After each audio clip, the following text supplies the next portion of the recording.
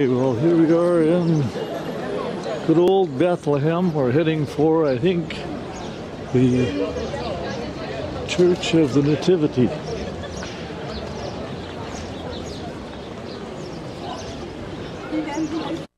Yeah, credit to 1 or 2 shekels.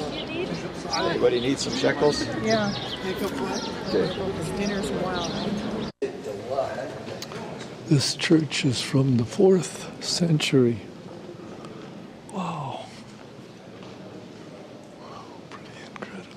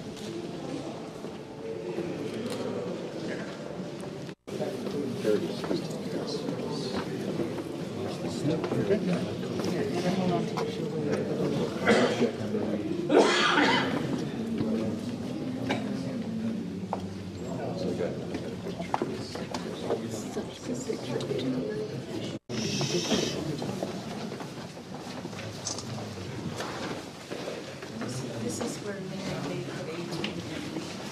In the manger, the star was over here.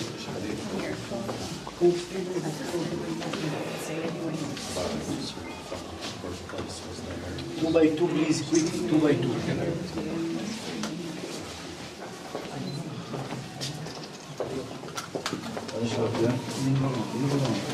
الصبح والله كده 25 باص ونص.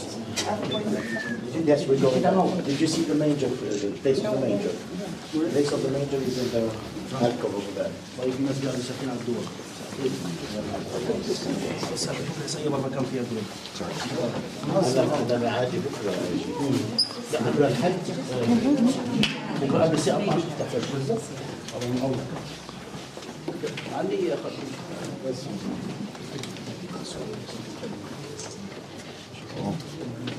I think I got out of order. Whatever. We know you're out of order, but that's okay. The fourth, wow.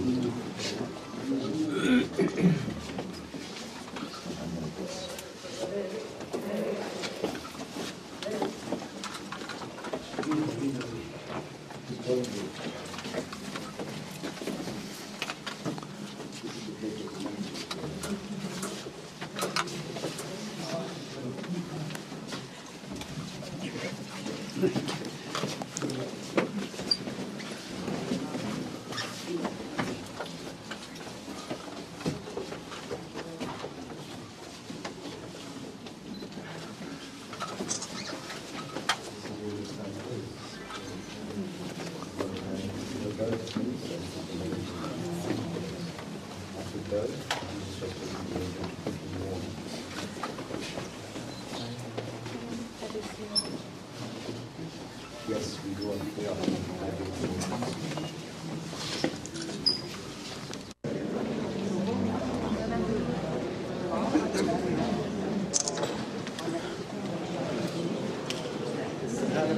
Irish from the guy. Oh, there.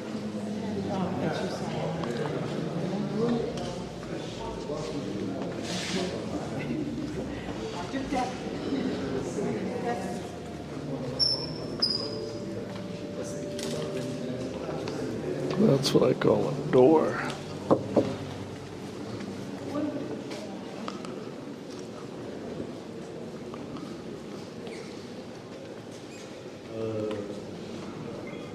not dangerous.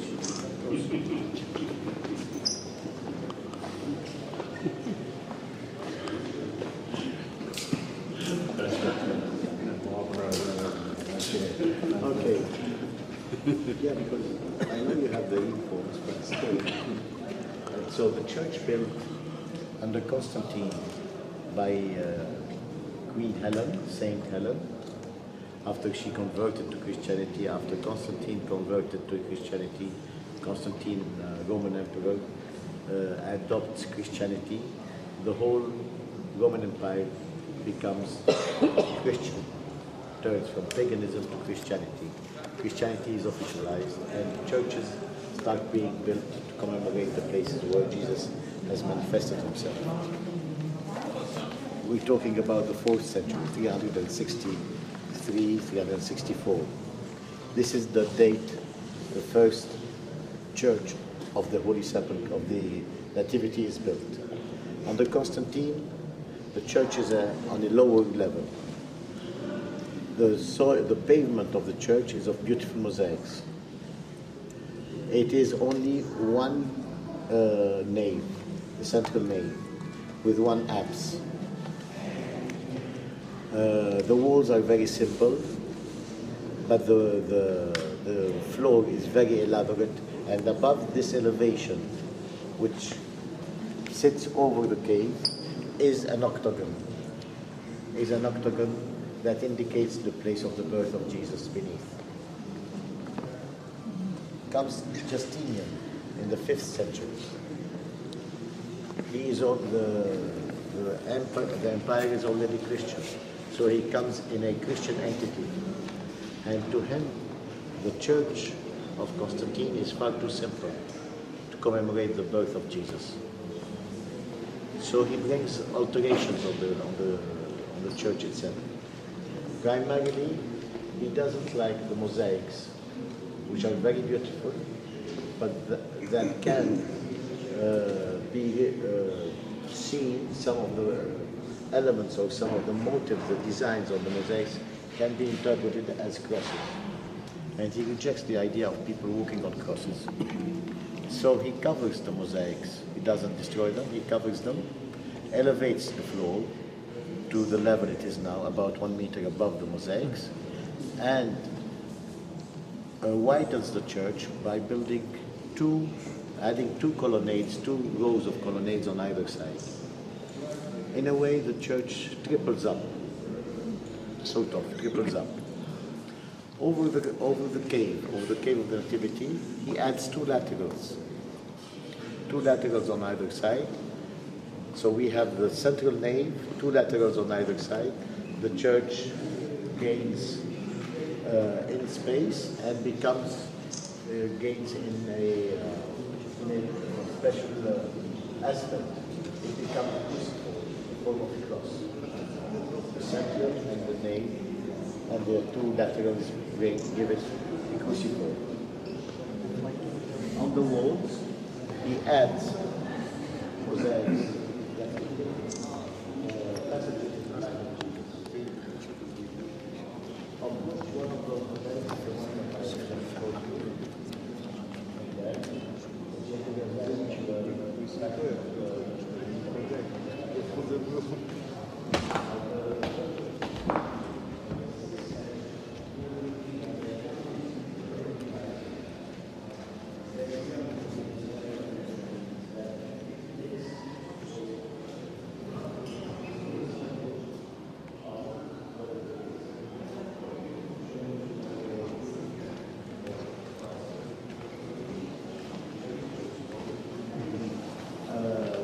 Masterpiece of art, or whether it is a simple church. So they destroy everything systematically. When they get into this church, before destroying it, they see this mosaic that represents the mages, and they see this king from the east dressed with a Persian costume. So they say to themselves, this is a temple for one of our people. Let it be. This is how the church is spared.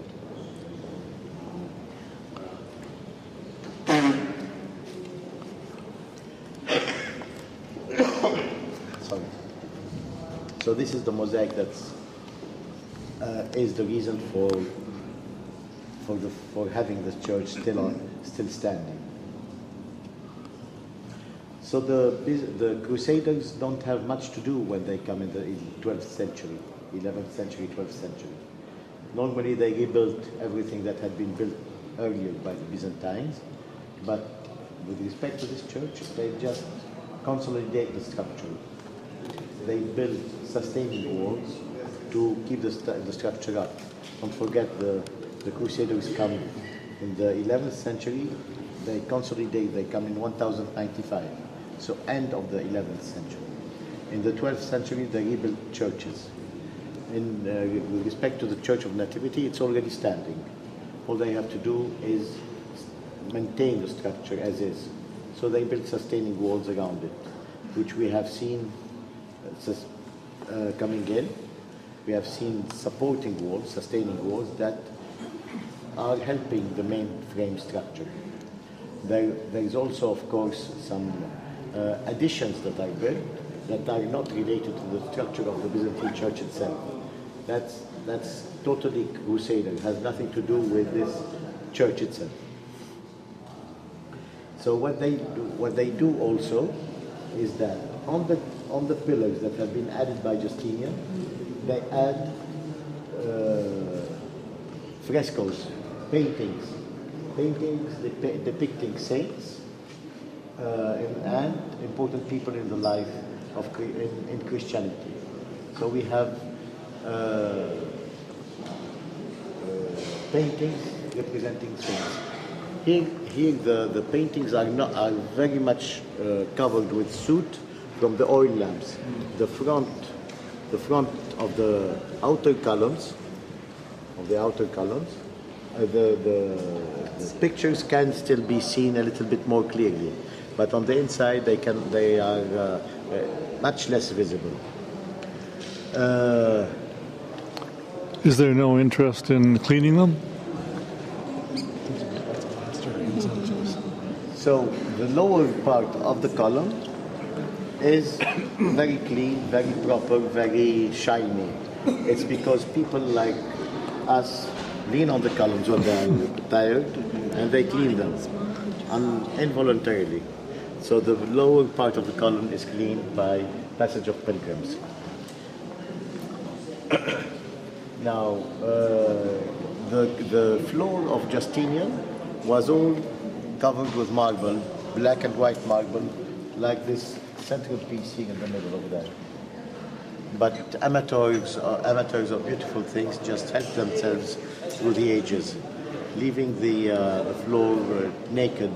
This floor dates from the Crusader period. So the Crusaders added this current floor. That's the 12th century floor. In the 17th century, in the 16th century, this church took fire. The whole ceiling crumbled, and this new ceiling, the wood, the scaffold of this, or rather the wood for this new ceiling, was offered by Venice, which at that time was an independent republic. So it was offered by the Republic of Venice, and it is dated to the 17th century, early 17th century. This roof has been redone early 17th century. The inside of the cave of the Nativity is plastered with a anti-fire material, and the floor is covered with marble to protect it not from fire, protect the floor not from fire, but from pilgrims who help themselves to pieces of rock as a souvenir. So the whole thing is covered with marble, leaving just the center of the star to be touched by devout pilgrims who come here through the years, through the centuries. We come on this, as of the 16th century, we have the Ottoman Empire.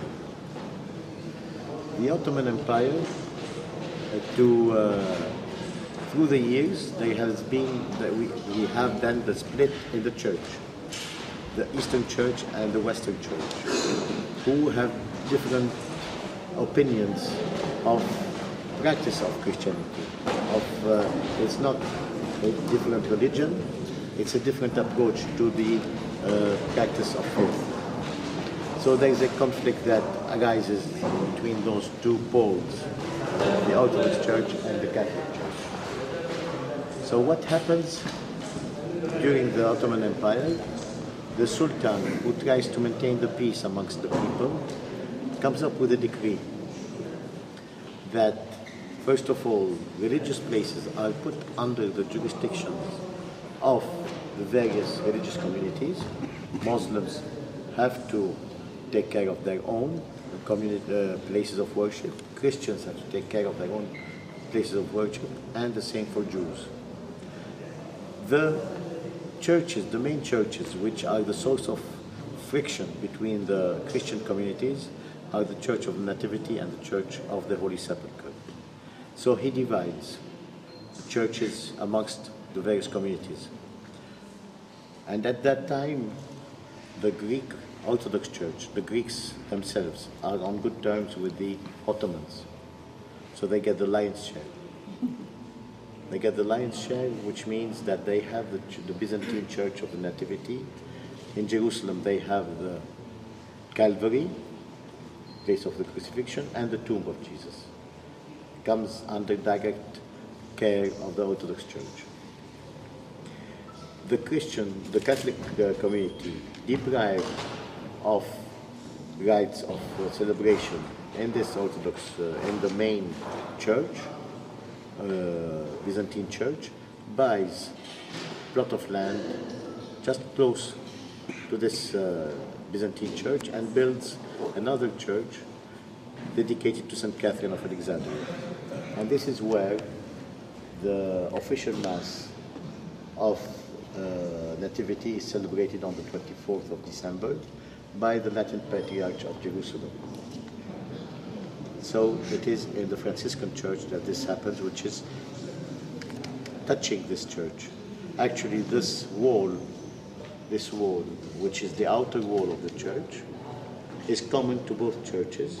It becomes the internal wall of the Catholic Church. The cave of the Nativity is part of a labyrinth of caves, connecting caves. We have the Nativity, the cave of Nativity just here below, and from the Franciscan Church we have a staircase that puts us down into other caves, which is, one of them is dedicated to the Innocents, the Saint Innocents, who were murdered by Herod, Herod's decree. Another cave is dedicated to St. Joseph, and a third cave is where St. Jerome lived in the 4th century, working on the translation of the Bible from Greek to Latin, the first translation of the Bible from Greek to Latin, which is the Vulgate. So this translation was done in one of those caves. And they all communicate between them. Now, I don't know if you have seen, when you were down in the cave, at the back of the cave, there was a door. This door leads to the other caves, but shuts off, blocks the flow of irregular, or let's say uncontrolled flow of people from here and there, so to avoid too much havoc inside the cave Nativity. The door is closed. It is only opened once a day when the Franciscans do their own procession coming from the Franciscan Church. They go down, they come in here in the cave of Nativity, and they go out of that door back into the Franciscan property.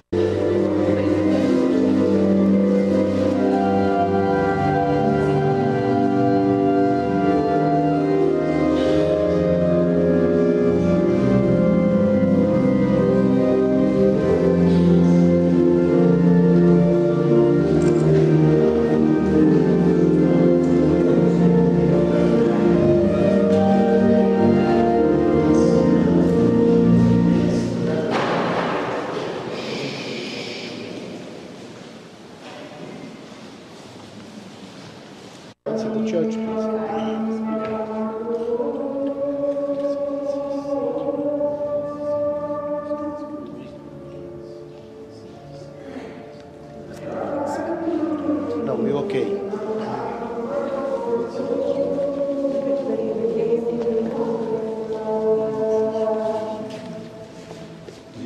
picture of it? I think I do.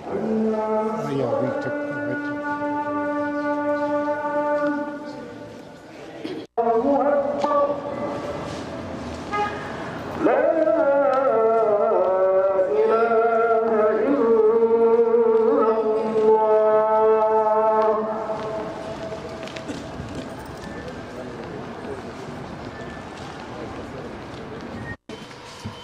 Okay, this is where we've just spent the last night, which was the night of March 1st. And we're in the process of pulling out here. March 2nd? Today's March 2nd. So today the 3rd? Oh yeah, no, not according to my watch. Oh, it hasn't kicked over yet, that's why, yeah. It's March 3rd now, dear. Yeah, okay. Oh, well, he's, Okay, well, you've got a minute to jump out. Anyways, I'll read the Sunday, third Sunday of Lent Gospel to you. In the name of the Father, the Son, and the Holy Spirit.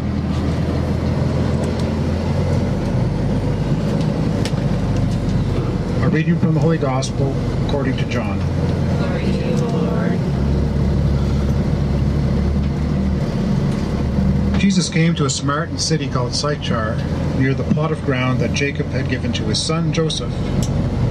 Jacob's well was there, and Jesus, tired out by his journey, was sitting by the well. It was about noon. A Samaritan woman came to draw water, and Jesus said to her, "Give me a drink." His disciples had gone to the city to buy food. The Samaritan woman said to him, "How is it that you, a Jew, ask a drink of me, a woman of Samaria? Jews do not share things in common with Samaritans." Jesus answered her, "If you knew the gift of God, and who it is that is saying to you, 'Give me a drink,' you would have asked him, and he would have given you living water." The woman said to him, "Sir, you have no bucket, and the well is deep. Where do you get that living water? Are you greater than our father Jacob, who gave us the well, and with his children and his flocks drank from it?" Jesus said to her, "Everyone who drinks this water will be thirsty again, but the one who drinks of the water that I will give will never be thirsty. The water that I will give him will become in him a spring of water gushing up to eternal life." The woman said to him, "Sir, give me this water so that I may never be thirsty or have to keep coming here to draw water." Jesus said to her, "Go and call your husband and come back." The woman answered him, "I have no husband." Jesus said to her, "You are right in saying, 'I have no husband,' for you have had 5 husbands, and the one you have now is not your husband. What you have said is true." The woman said to him, "Sir, I see that you are a prophet. Our ancestors worshipped on this mountain, but you say that the place where people must worship is in Jerusalem." Jesus said to her, "Woman, believe me, the hour is coming when you will worship the Father neither on this mountain nor in Jerusalem. You worship what you do not know. We worship what we know, for salvation is from the Jews. But the hour is coming, and is now here, when the true worshippers will worship the Father in spirit and truth. The Father seeks such as these to worship him. God is spirit, and those who worship him must worship in spirit and truth." The woman said to him, "I know that the Messiah is coming, who is called the Christ. When he comes, he will proclaim all things to us." Jesus said to her, "I am he, the one who is speaking to you." Just then his disciples came. They were astonished that he was speaking with a woman. But no one said, "What do you want?" or "Why are you speaking with her?" Then the woman left her water jar and went back to the city. She said to the people, "Come and see a man who told me everything I have ever done. He cannot be the Messiah, can he?" They left the city and were on their way to him. Meanwhile, the disciples were urging him, "Rabbi, eat something." But he said to them, "I have food to eat that you do not know about." So the disciples said to one another, "Surely no one has brought him something to eat." Jesus said to them, "My food is to do the will of him who sent me and to complete his work. Do you not say, 4 months more, then comes the harvest? But I tell you, look around you and see how the fields are ripe for harvesting. The reaper is already receiving wages, and is gathering fruit for eternal life, so that sower and reaper may rejoice together. For here the saying holds true, one sows and another reaps. I sent you to reap that for which you did not labor. Others have labored, and you have entered into their labor."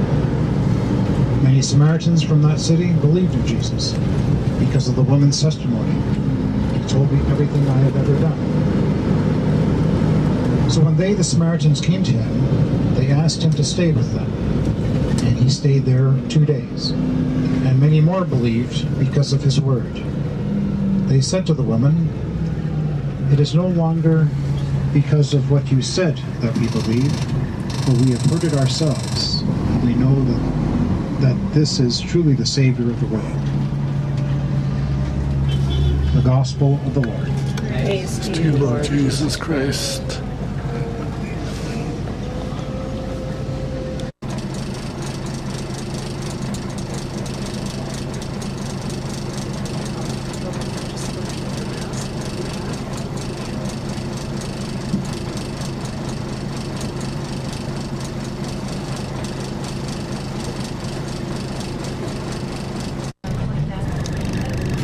Okay, we're getting on the bus. Okay, here we are on our way to Church of the Nativity. That's the door we went in through last time. Now we're going over here.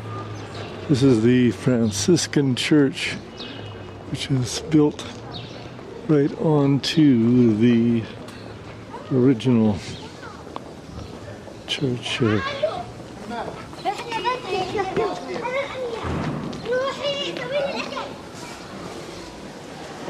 And they were saying that Mass is going to be said in Arabic.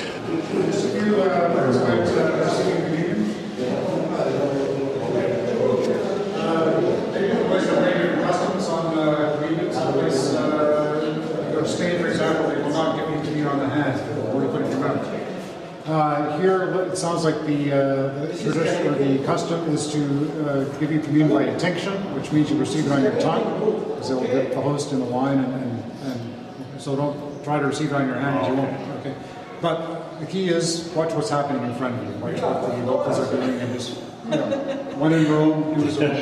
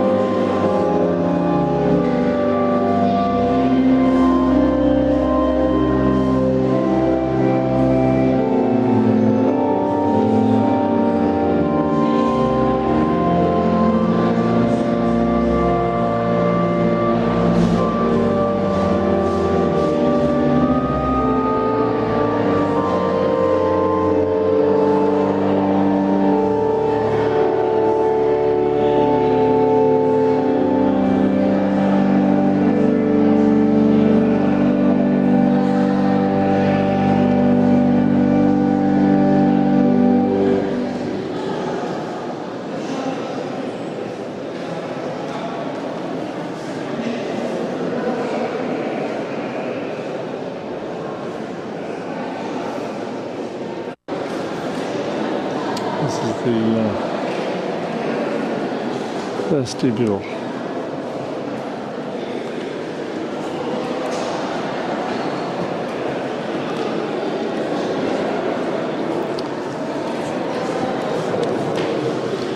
So both sets of pipes, both the ones at the back and the ones at the front, are tied in together, which is an unusual configuration. However, there is this keyboard right here, which could be used to play just the one set of pipes.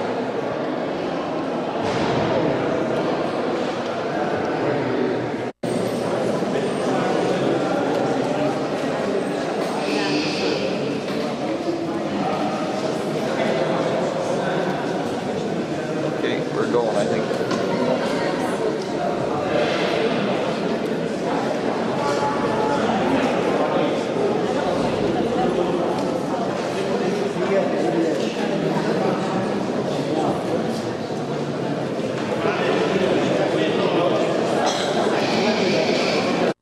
Here we are, just waiting for our bus to, to come along now.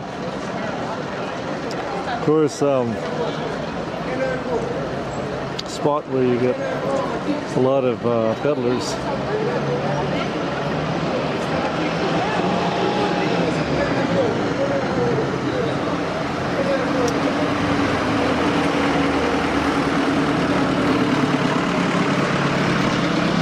Lots of the tourists.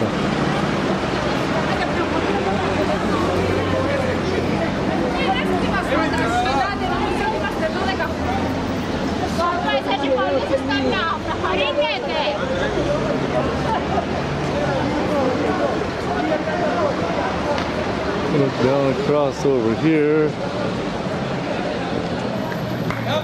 See out over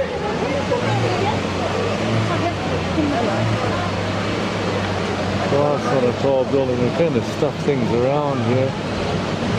Way over there.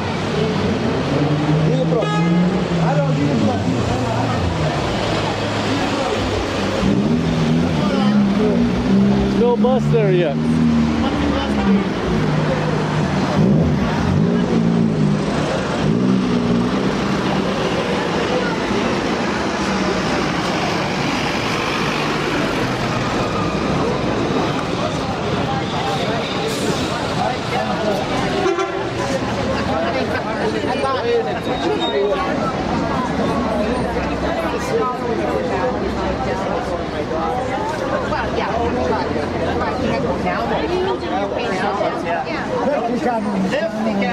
I lost the time years ago.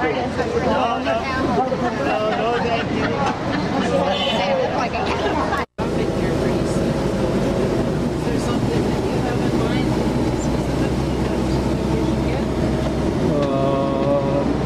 No, well, we're looking at getting something for the boys, I think.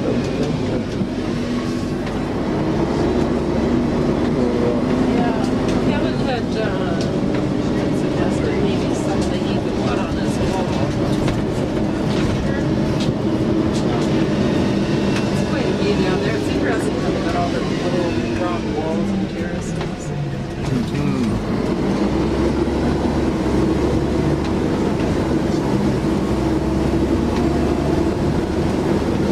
One thing I think I would like to get is a picture of the Last Supper. Carving, it's made here in Bethlehem, and it comes in different details and different workmanship. For example, I have these two pieces in my hand. You see it's the same size, but not the same price, and not the same details. This one is machine made, and this one handmade completely. The price is much different. This one it's $40, and this one is $625. Why? Because this piece in my hand, dry wood from a long time, one piece, it's take a long time to make it. You see, that's special. We have like this piece, in that section you can find all the kind of handmade, 100%, and we give you a certificate for any piece you buy. Here in the bottom you see the signature of the artist, real signature. Now, like this. Here, this piece, the Holy Family, you can find in different also. Look, it's all one piece from here to here. One piece, no glue. And you don't need to clean it, just dust it off. The other things we have, especially here, the Jerusalem cross. When say كبير. لا مش هذول. No, I want to show you the big one, the olive wood. Okay, this is the Jerusalem cross. It comes 5 crosses. The big one represents Jerusalem, and the other small 4 represent the 4 Gospels, the 4 evangelists, the 4 corners of the earth to which Christianity spread by mission from Jerusalem to all the world. And this Jerusalem cross, you never see it all the world, just here in Holy Land. They call it Holy Land Cross. If you like, it comes like this one. This is gold in my hand. It comes 18 and 14 karat gold. And we have this necklace of Jerusalem cross. It's not just a necklace. You see how it's beautiful? We open it like that to be 2 necklaces at the same time. Yes, we have it in white gold, yellow, small size, big size, different. You can find all the kind of this one in jewelry, like that.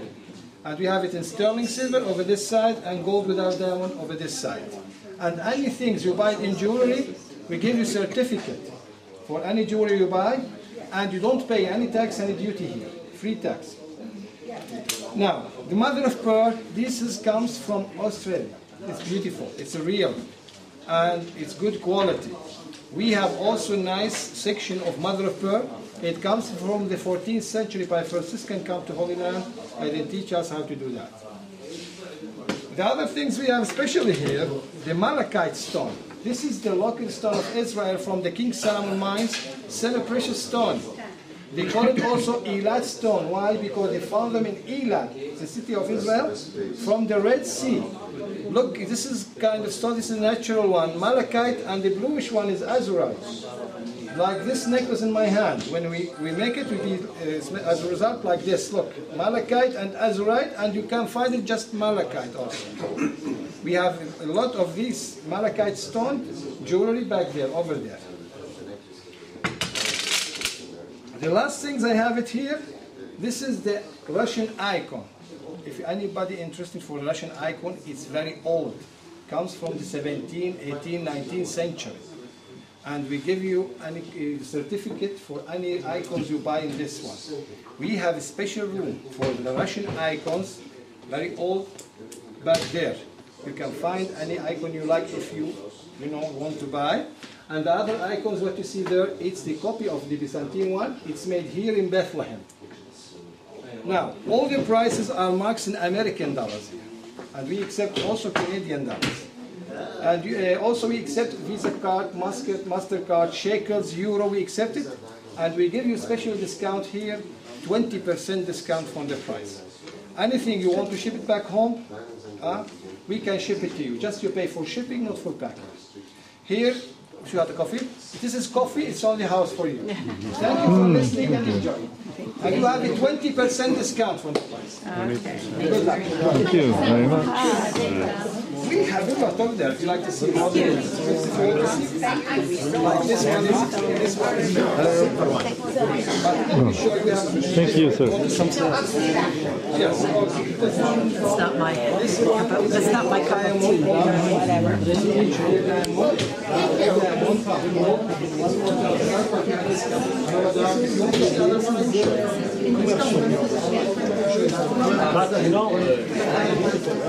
Where to start? Where to start?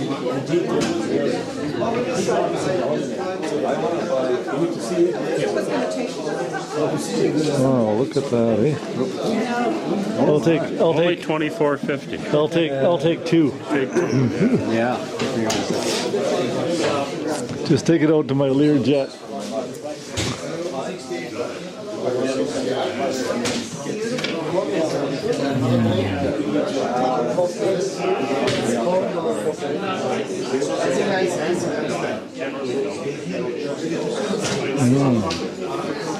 Yes, ma'am.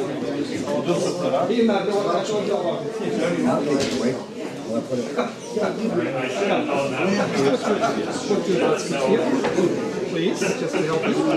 If you like the open one, what I show it to you, it's only small size and big size. If you want without open, it's here.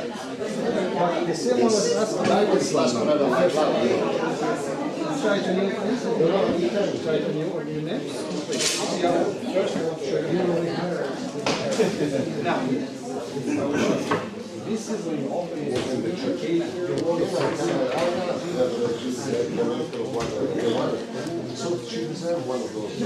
We have something like this with the gold touch. We have it with the zircon stones. No, I'm not smart. Simple one.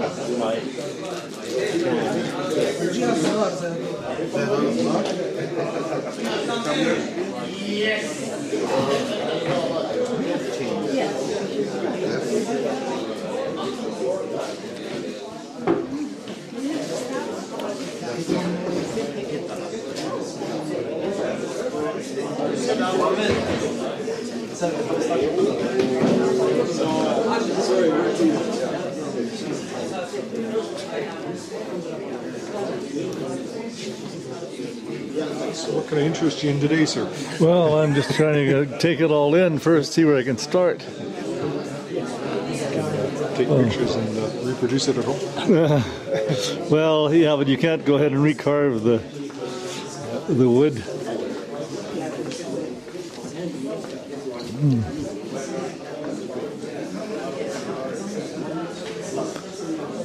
Oh, we got the Stations of the Cross up there too.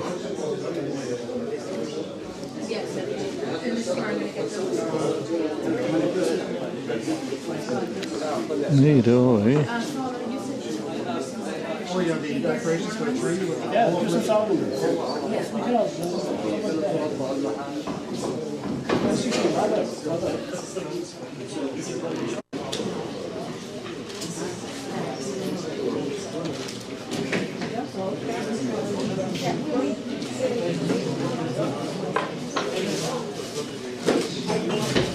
This is all hand carved.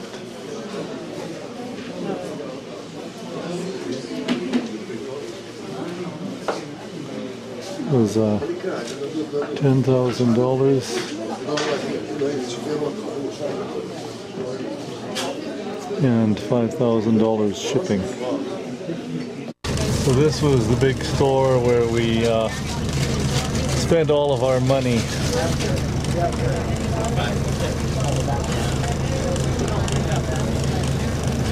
In downtown Bethlehem.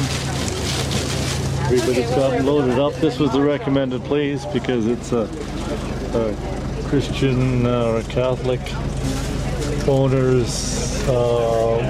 They all have locally made stuff from Bethlehem. This across the way here is the wall, which goes all the way around the. So I got $2 per head. Very good, thank you. When we got to the cash, I said, did somebody pick it up? They said, somebody bought it. What do we call it? The disputed territory. 8 for 10.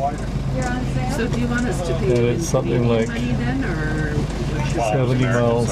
Americans fine. Okay. 70 we miles in don't actually length. have any American, but we can give you $5. Stopped up the street there at a little restaurant. Decided to go for a walk. And I just thought I'd look over there. There's a building there for rent. It's a little run down.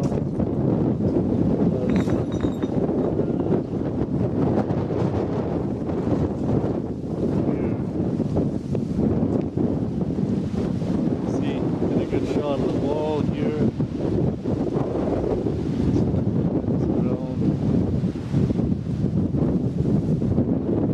And it's strange the way that wall goes.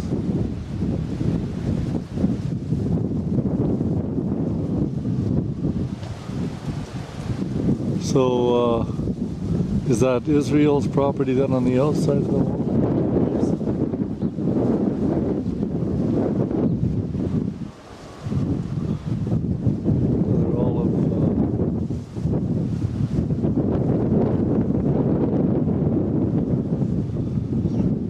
Olive orchard, olive tree orchard.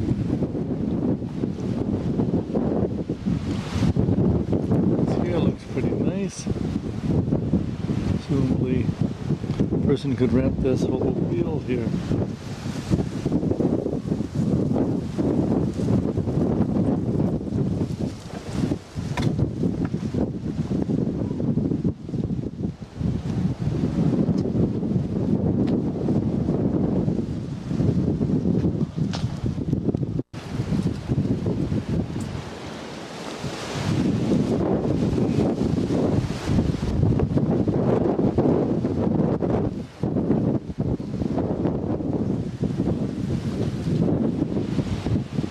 I don't know what kind of trees these are. There's a whole record player inside this store.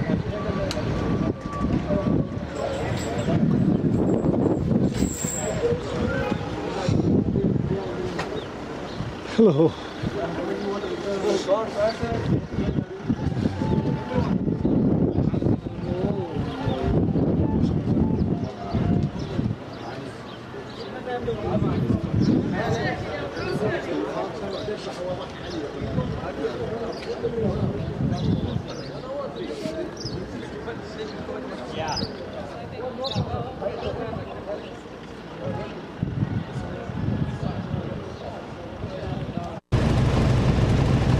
Okay, this is presumably the property where the shepherd's field was.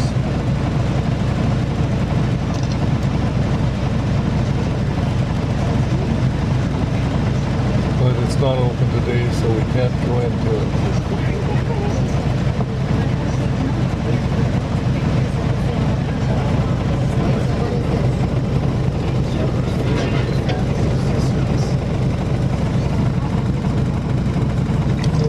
At night, would be lit up.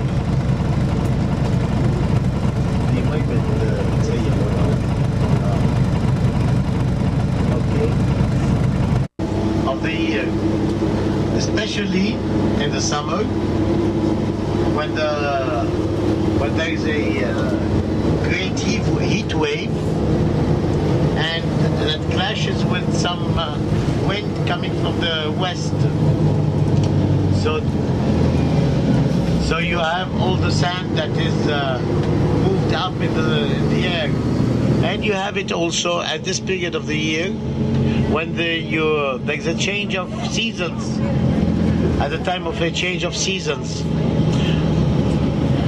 when the weather is very unstable.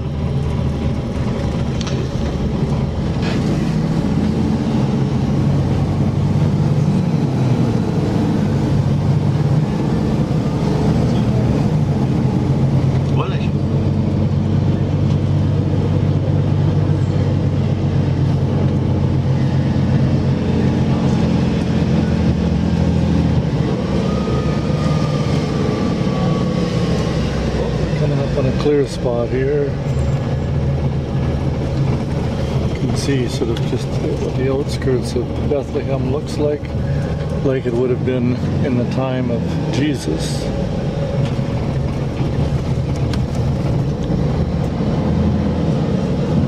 Here now.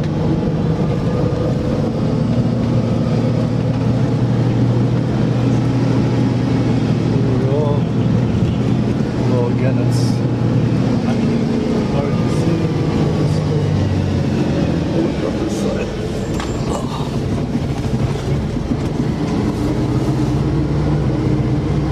And it's very hazy here, caused by a bit of a sandstorm. You can also see that this is the demarcation with Israel. Therefore, there is. Oh, there's the wall, which goes around there. Sitting on the far side of the wall is Israeli.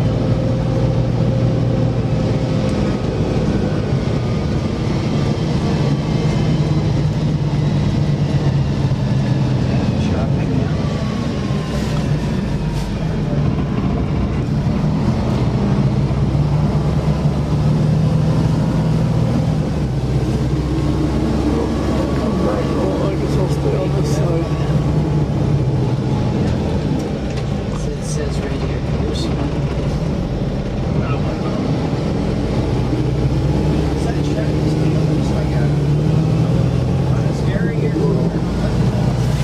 Okay, we're heading up the highway here. Soon we're going to be going over into Where's Bethlehem? back into Israeli land, probably. And this is the fence which keeps the Palestinians out. Palestinians are able to travel into Israel with a permit. They have to apply for it in advance. They're not allowed to take Palestinian licensed vehicles over here. They'll give you